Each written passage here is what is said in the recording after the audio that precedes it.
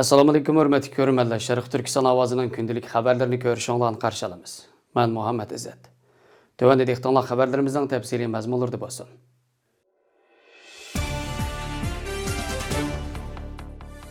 Angliya parlamenti Xitoyning Uyg'urlarga yurgizib kelgan jinoyatini irqiy qirg'inchilik deb jakarlash bilan to'xtab qolmay, oldingi hafta 2022-yillik Beijing qishliq olimpik musobaqasini diplomatik boykot qilish qarorini ma'qullagan.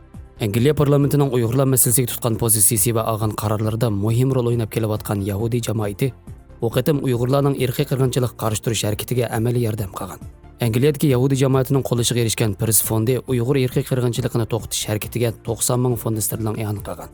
Priz fondi 1991-yil qurilgan xayr-saxovat fondi bo'lib, ularning asosli kirim manbasi William Priz jamoatining uy-mulk shirkatidan kelgan.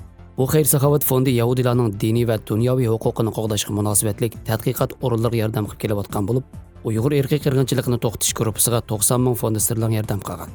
Uyg'ur qirg'inchiligini to'xtatish gruppasi partiya, millat va jamoat halqagan kishilik huquq tashkiloti bo'lib, Xitoyning Uyg'ur va boshqa turkiy xalqlarga yurgizib kelayotgan irqiy qirg'inchilikni to'xtatishni tub nishon qilgan. Angliyan asos qilib butun dunyoda faoliyat olib ekan. Uyg'urlarning kishilik huquqini qo'g'dash, Uyg'urlarning navbatdagi qiyin ahvolini o'zgartirish uchun kurash qiladigan shaxs va tashkilotlarni o'z atrofiga to'plab, ular bilan birlikda kurash qilishni maqsad qiladi ekan.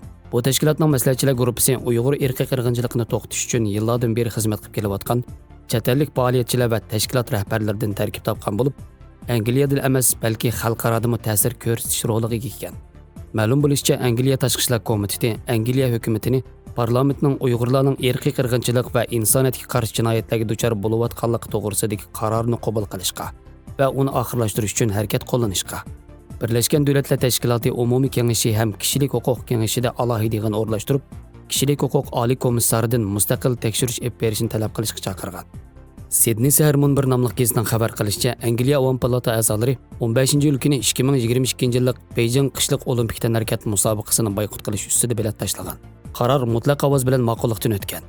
Hozir dunyoning har qaysi joylarida Uyg'urlarga irqiy qirg'inchilik qilayotgan shundaqla Tibet va Hong Kongni bostirayotgan Xitoydagi bir zolim davlatning olimpik musobaqasi o'tkazishiga qarshi turish chaqiriqlari zo'r darajada kuchaymoqda.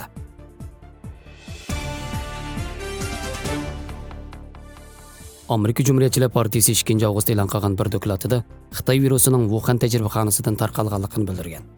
Dokladda aytilishicha, amerikalik mutaxassislar Xitoy va Amerika hukumatlarining iqtisodiy yordamiga erishib kelgan bu tajribaxonadagi tadqiqotchilarning ilgari Xitoy viruslarini insonlarga yuqadigan shaklda o'zgartganligi va bu xil kontrollikning yoshirin bo'lganligiga oid yetarli dalillarning borligini ko'rsatgan.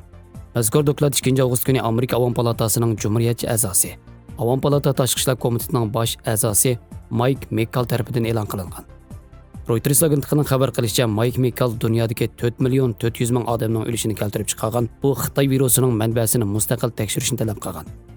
Xitoy hukumatı bu virusning shakli o'zgartirilganligi va Wuhan tajribaxonasidan tarqalganligi, shundaqla xalqaroning virus manbasini qayta tekshirishini izchil rad qilib kelgan. Dokladda biz virus manbasining suv mahsulotlari bozoridan tarqalganligini butunlay rad qilish vaqti kelganligiga ishonamiz. Shundaqla biz yana nurg'un dalillarning Xitoy virusining Wuhan virus tajribaxonasidan tarqalganligini isbotlayotganligiga ishonamiz deyilgan. Dokladda aytilishicha, koronavirusi 2019-yil 12-sentabrdan burungi ma'lum vaqtda tarqalgan. Amerika prezidenti Joe Biden bu yil 5-oyda Amerika istixborot organlariga virusning manbasini qayta tekshirib, 90 kun ichida o'ziga doklad qilish to'g'risida buyruq bergan. Xitoy virusining Xitoy Wuhan virus tadqiqot institutidan tarqalganligi to'g'risidagi farazlar o'tgan yili boshlangan. Lekin Xitoy bu vaqtdagi tekshirishlarga qattiq qarshi turib qolmay, Xitoy virusining chet eldan kelgan virus ekanligini tashviq qilishga boshlagan. Iyul oyida Amerika Kengash palatasida koronavirusining manbasini surishtirishga oid 2 parcha qonun loyihasi tunishtirilgan. Qonun loyihalarida agar Xitoy hukumatı mustaqil xalqaro tekshirish guruhlarining Xitoyga berib, Wuhan virus tadqiqot o'rni va boshqa tajribaxonalarda Xitoy virusining manbasini tekshirishiga yo'l qo'ymasa, Xitoy hukumatı va Xitoy olimlariga jazo yurgizish taklifi o'tirib qo'yilgan. Doktor Tedros Xitoy virus vabosining texi oxirlashmaganligini bildirgan. Ma'lum bo'lishicha, Xitoy virusining yangi va texi xatarlik variantlari dunyoning har qaysi joylarida ko'rilishga boshlagan.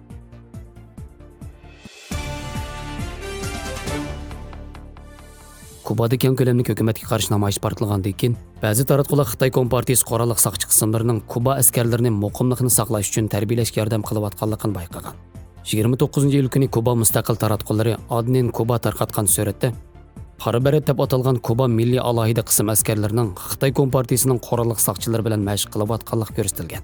Bu Xitoy Kompartiyasining qurolliq saqchi qismlari ayni vaqtda Sharq Turkiston, Tibet va Hong Kongdagi namoyishchilarni vahshiy bostirishdagi asosliq atalmish muqimlikni qo'g'dash kuchlari ekan. Dokladda rasmning qachon tortilganligi aniq ko'rsatilmagan. Ammo bu yerning Kuba Havana o'lkasining shahar atrofi rayonida ekanligi ko'rsatilgan. Ba'zi tahlilchilarning ko'rsatishicha, Xitoy Kompartiyasining qurolliq saqchi qismlarining Kubada bo'lishi Xitoy Kompartiyasining Kuba bilan bo'lgan hamkorligining tashqi dunyoning ko'rganidan alohida yaqin ekanligini. Amerika Guantanamo harbiy bazasi Kubaga joylashgan bo'lg'achqa, Amerika va Xitoy Kompartiyasi o'rtasidagi yana bir to'qinishning oldingi sepiga aylanganligi bildirilgan.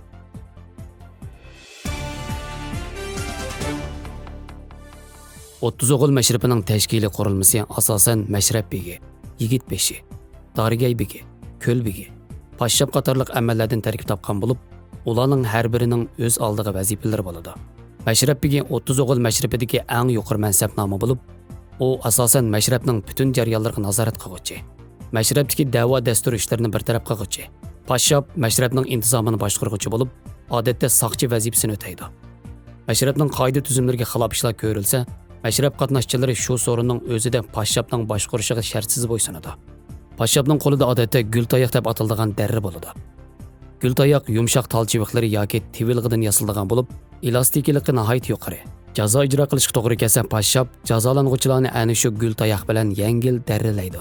30 o'g'il mashrabiga a'zo bo'luvchilarning soni cheklanmaydi. Ammo bir mashrab tashkili 30-40 kishidan ishib ketmaydi. 30 o'g'il mashrabiga a'zo bo'lish tuzumlari mukammal bo'lib, mashrabga a'zo bo'lg'uchi belgilik shartlarni o'rindash talab qilindi. Oldi bilan mashrabga qatnashishni talab qiluvchi yigitni dadisi yetilab mashrab so'rovini qilib keladi. Pashshab bu ahvolni mashrab begi ham yigit beshi xabar qiladi. Ular ruxsat qilgandan keyin yigitning dadisi mashrab a'zolarining oldida o'g'lini mashrabga a'zo qilish haqida iltimos qiladi. Mashrab begi ham yigit beshiga bolaning ustixini bizning go'sh sizlarning. Adab axloq o'rgansin deb mashrabga akaldim deydi. Yigit beshi bolaga bu mashrabning tatliqchi ochiq tayi qaba. Chidisangiz kirishga ruxsat deydi. Bola chidayman deb javob bergandan keyin uning mashrabga qatilishiga ruxsat qilindi. Bu chaqda mashrab ahli bu bolaning so'ringa qandoq sovg'alarni akalganligini so'raydi. Bolaning dadisi 30 o'g'ilning gullariga atab necha to'ga, necha ot, kala, qo'y akalganligini ma'lum qiladi.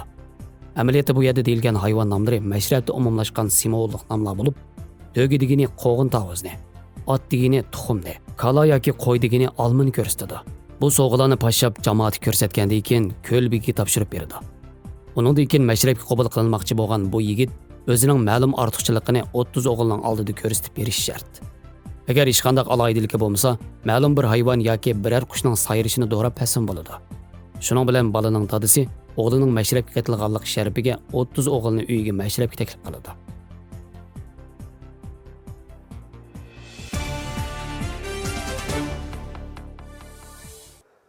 Xabarlarimizni ko'rganingizga rahmat. Ko'rishguncha omon bo'linglar. Xayr xo'sh, Allohga omonat.